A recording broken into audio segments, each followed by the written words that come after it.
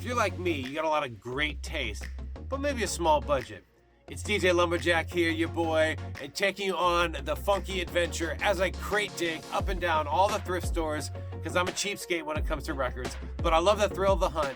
So I play with you here, each record that I find through my adventures, and I review it here, my live reaction, listening to it on the tables. It's called Thrift Store Finds Vinyl Digs. Are you ready? I'm ready. Let's go.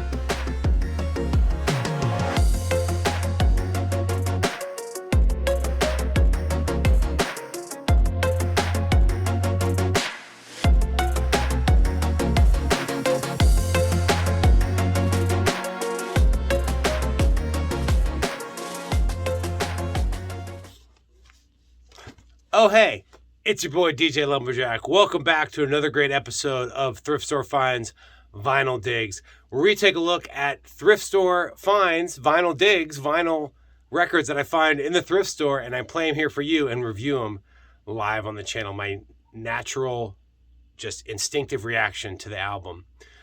Don't like paying full price for albums, and I don't really buy albums online, so this is a good way to do it. And sometimes I find some cool, obscure ones. Sometimes I find some gems. Sometimes I find wacky ones, bad ones.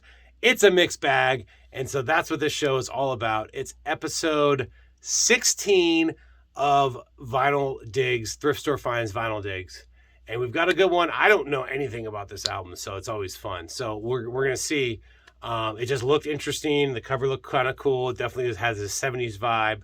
So with further ado, here we go. It's episode 16. Are you ready? It's Hurricane Smith. Never heard of this guy before, but we shall see what it's all about. I'm getting kind of a singer-songwriter vibe, maybe like an Engelbert Humperdinck thing or like a Neil Young thing. We shall see, you know? Or is it more of like a Joe Cocker kind of thing? Hurricane Smith. It's got some, I don't really recognize any of the songs. As far as theme from Unmade Silent Movie. Okay. Yeah, I don't see any of these songs, so I don't think it's any covers. I think it's all originals. Ooh, babe, what would you say? Don't Let It Die. Who was it? So includes the hits. Those are his hits there. I have never heard of them. So here we go. It's episode 16 of Thrift Store Finds. Hurricane Smith. Are you ready? I'm ready. Let's go.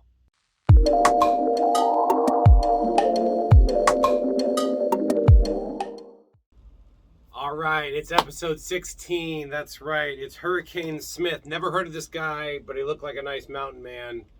So what the hell? Let's give it a shot.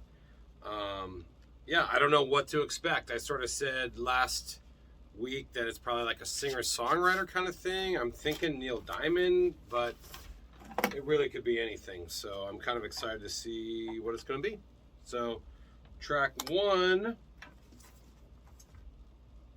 Oh, babe, what would you say? Ooh.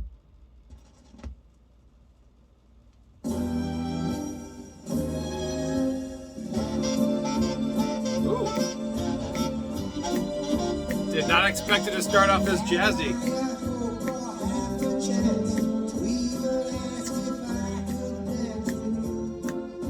Wow. Did you expect that from this?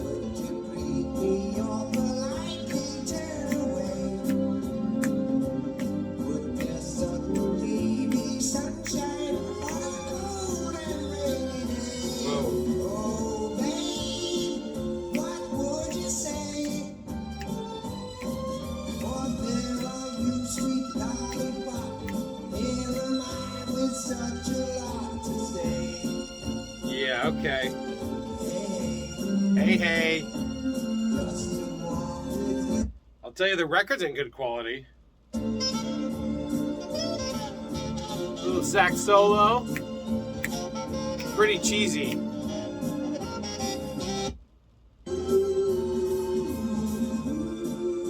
Could sample that.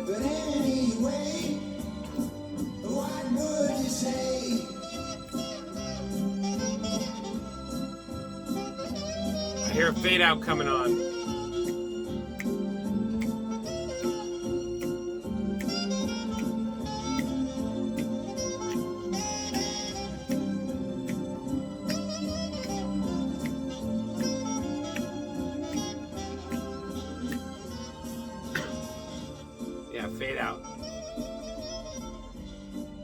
I mean, if you're into that kind of thing, cool. But like as a way to start off the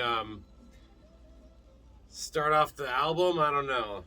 I guess that's starting off with a bang for him. Who knows? So track 2 is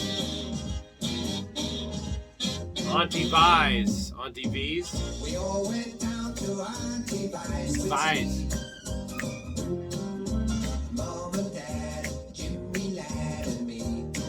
It's almost like bubblegum pop, but like, do you get bubblegum from this guy? Yeah, no. Don't take any bubblegum from this guy, you know what I mean? Please be good today. She's all dressed up like a Persian cat. When it's looking very fluffy, but it's much too fat and furry. Sunday, boring Sunday. But I mustn't complain, not a single word. For good little boys are only seen, not heard on Sunday. Mother's Day of rest. Smoky open fire and over you. Time for us to catch the bus and home in time for bed.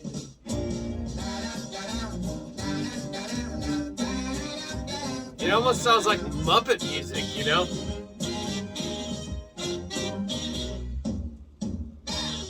Hey, at least it wasn't a fade out. Okay, I mean... Yeah, okay. Track 3, Wonderful Lily. Oh, a ballad coming on.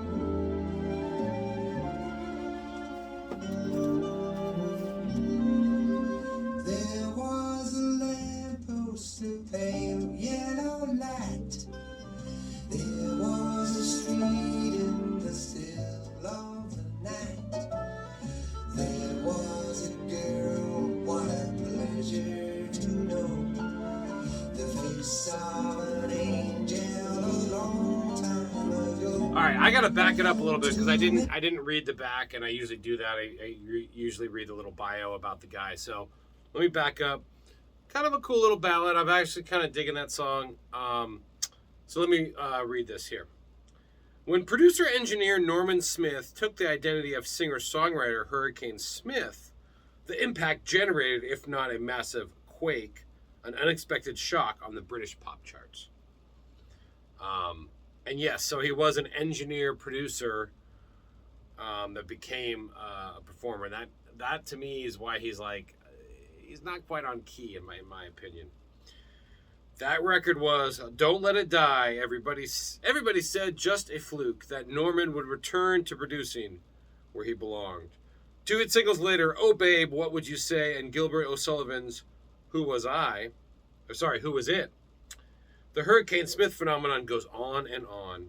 Hurricane Smith's music evokes a world not like it is, but like it should be, where people and their feelings still matter. He has songs about ecology, Auntie V's, and the exquisite agony of first love. His success is not based on radical innovations, but rather is a credit to old-fashioned varieties, like great songs, great performances, and great production. I will say, so far, pretty good production. The sound, all featuring those magnificently eccentric Hurricane Smith vocals, and Frankie Hardcastle's hard-edge honky-tonk sax, we hear the sax for sure, is quite unlike the one that emerged from the sessions Norman produced for Pink Floyd and Barclay James Harvest, or those he engineers for the Beatles. Okay, well, he's got some chops. He engineered for Beatles and Pink Floyd and Barclay James Harvest. Even with superstar garb, there's no way Norman could look the part. He forces you to accept him as an open-eyed, open-eared musician. In a time when honesty in pop music is usually the worst policy, we need Hurricane Smith. Okay, so there's the bio.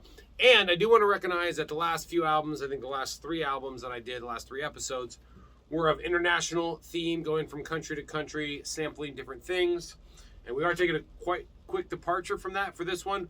But don't worry, next week we're going to get back on that and get that going until I can run out of steam. Because There's a yodeling album I can't find, but that is coming down the pike too. And next week is definitely taking you out. This is a British one, taking you somewhere else. So let's get back to track 3, Wonderful Lily. Nice little ballad. Yeah. So If she is still there, then I'd like to go back to that wonderful lily, my lily, my lily. I would give anything.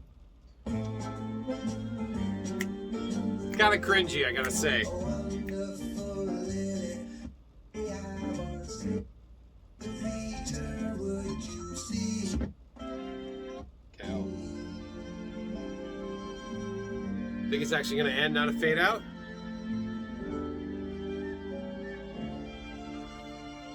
Nice slow.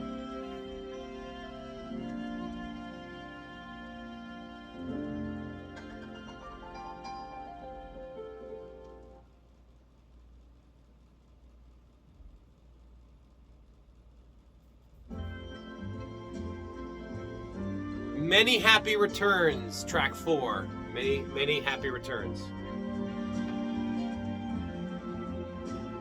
Now I will say, although I don't really like this album,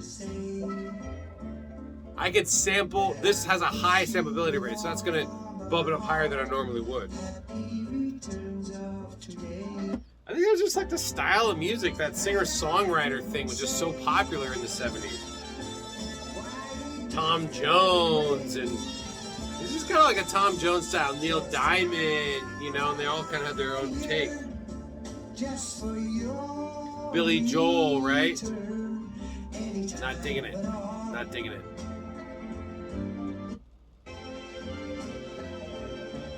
But again, the record quality is good. The quality of the record, the production is good. I do like how they're composing the album from song to song. So those all factor in my rating from 1 being the lowest and 10 being the highest. But we'll see. Many more returns, many more tracks on the album. This one is not too bad. I can see myself in a bar in the 70s during happy hour, kind of listen to this guy play piano and do his thing.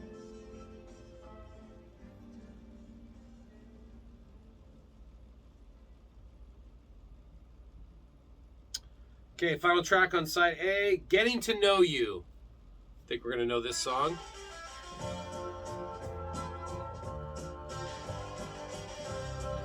So these albums are always great to see how people cover these traditional songs.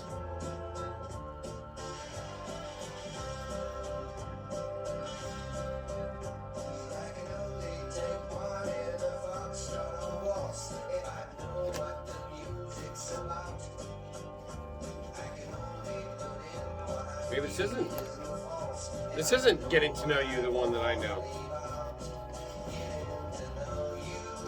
Oh, maybe it is.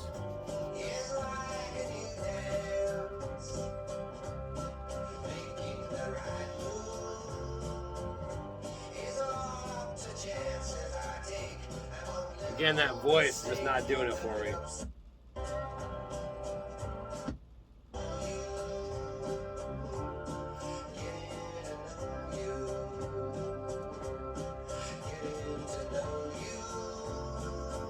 I mean, I can't sing. Believe me, I'm the worst singer. I do like that instrumentation, though.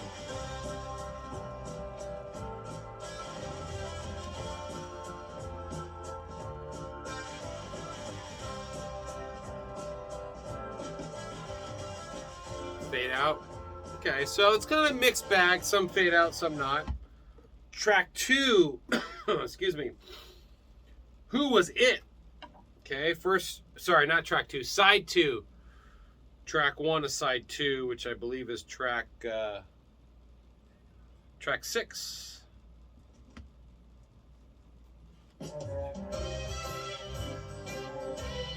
$11 total tracks on this album. Total lounge singer-songwriter, and that saxophone. But again, there's a lot of little snippets you can take from this and flip in.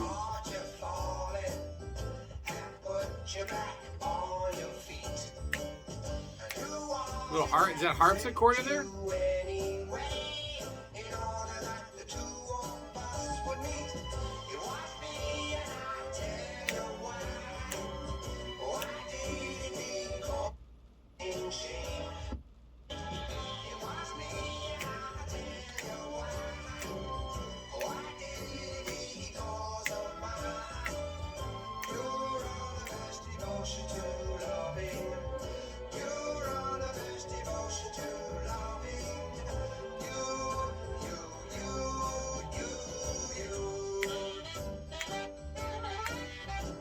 Yeah, there's a lot of...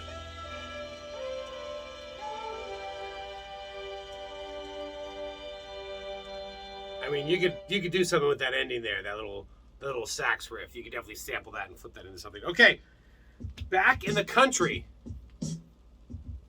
What?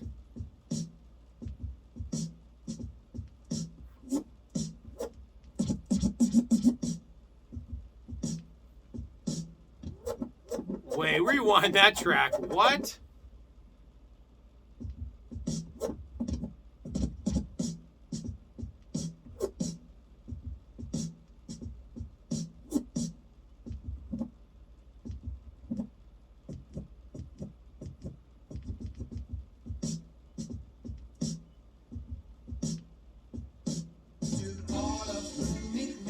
I'm sorry, that right there bumps this up.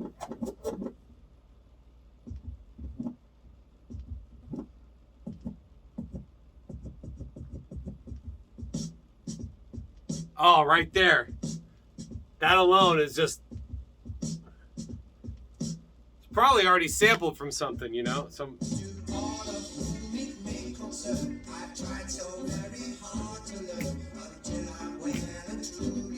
That break right there, come on. High samplability.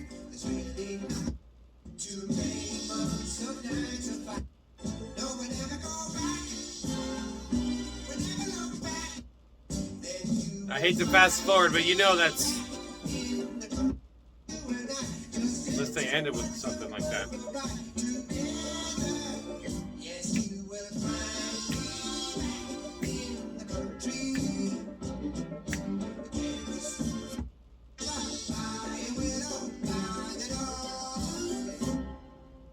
Nice little ending, okay.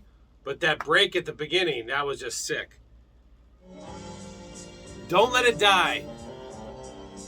Little ballad.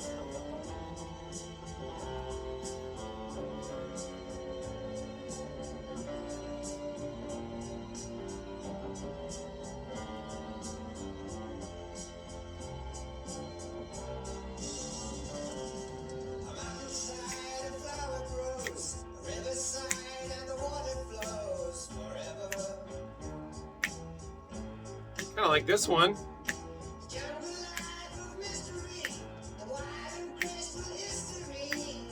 Don't Let It Die. This is one of the ones that said on the front that was one of his hits, so I can see this one gets a thumbs up.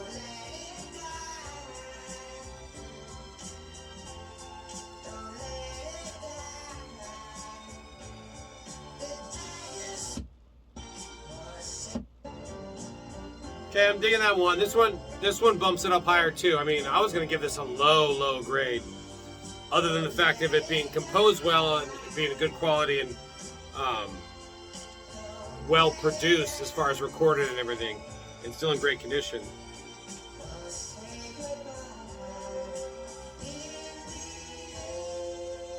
Another good ending. Good endings too, bumps it up. Okay, 2 more tracks left. That was Don't Let It Die. This next one is Take Suki Home. Take Suki Home.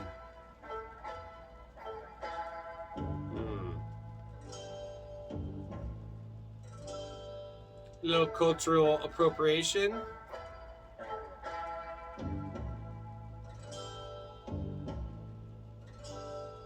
Take Suki home, and whatever you say, you will know by the way she replies. Take Suki home, and she'll show that she knows what you say with her eyes, softly caressing the words that you say with a smile, gently holding her hand. Take Suki home and to prom.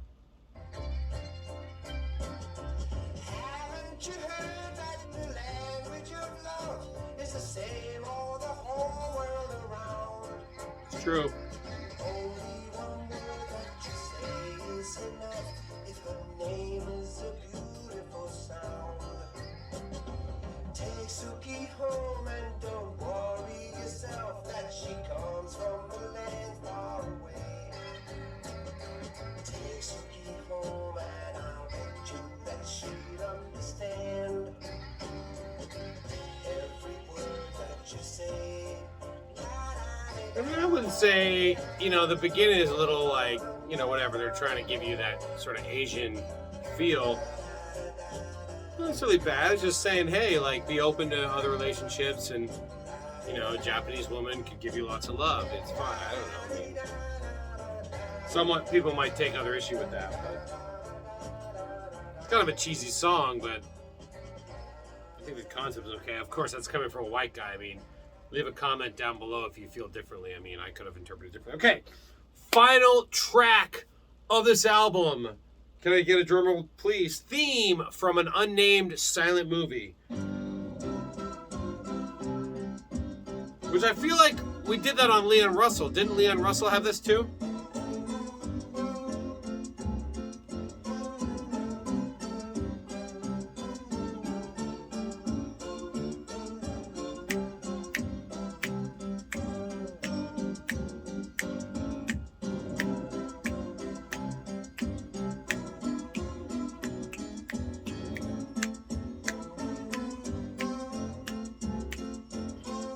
Bad. You definitely I feel like you could sample this. This has a samplability.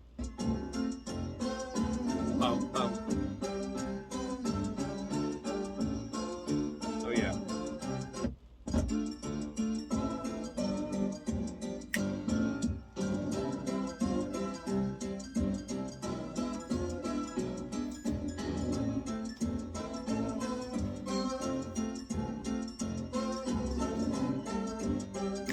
See, I bet you this has a good ending, so.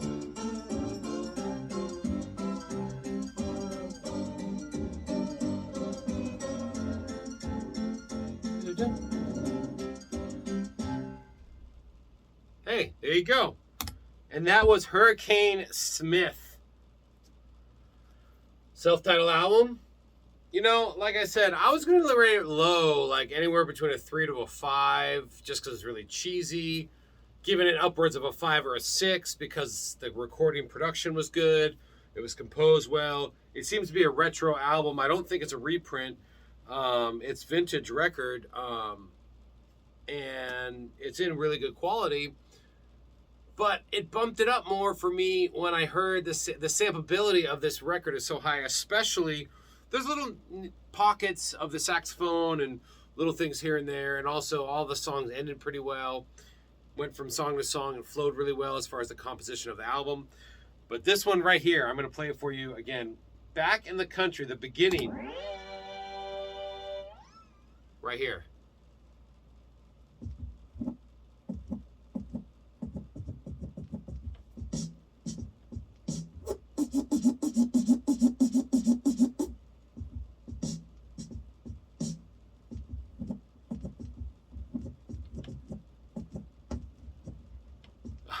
Slipped there a little bit, but you get the idea. Right there. That made the album. So, long story short, I'm bumping it up to an 8. That's how good it was. It's not a perfect 10 because it didn't hit all the right places. It wasn't really my favorite music, but because of that sample alone and the other samples and all the other factors that I mentioned as far as the production quality, how well it was put together, the quality of the actual physical record, being it a vintage record and having survived all these years, I give it a solid 8. And that is episode 16 of Vinyl Digs, Thrift Store Finds Vinyl Digs. I'm your host, DJ LumbaJack. Thanks again for watching. Don't forget to like, subscribe, and share. We got a lot of other great videos on the channel. thumbs up this video. Put a thumbs down if you don't like it. Leave a comment. Tell me why. Hit that notification bell if you want to be informed of when new videos come out. And check out the other playlists. Check out the podcast. Check out the hiking videos. Check out all the other great stuff we do. And be ready for the next episode. I'll see you then. Peace.